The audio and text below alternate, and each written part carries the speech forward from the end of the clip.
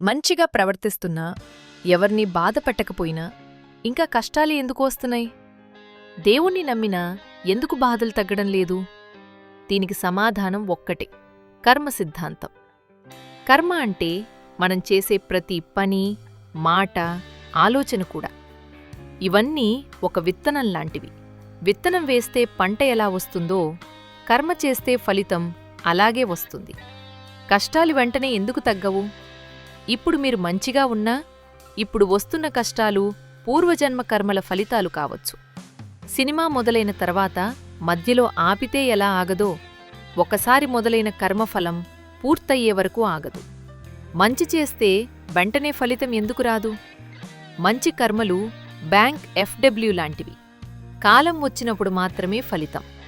చెడు కర్మలు లోన్ లాంటివి. వెంటనే వడ్డీతో వస్తాయి. అందుకే మంచివాళ్లకే కష్టాలు ఎక్కువగా వస్తాయి.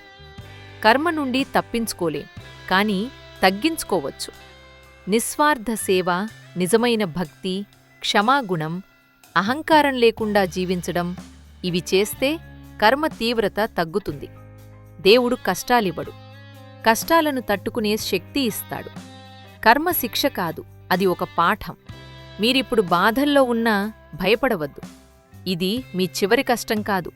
ఇది మీ పాత కర్మల ముగ్గి, పాత కర్మల ముగింపు మాత్రమే. ఈ మాట గుర్తుంచుకోండి. మంచి కర్మ ఎప్పుడూ వృధా కాదు. మీకు మా వీడియో కనుక నచ్చినట్లయితే లైక్ చేసి, షేర్ చేసి, కామెంట్ చేసి, సబ్స్క్రైబ్ చేయండి. Please subscribe my channel.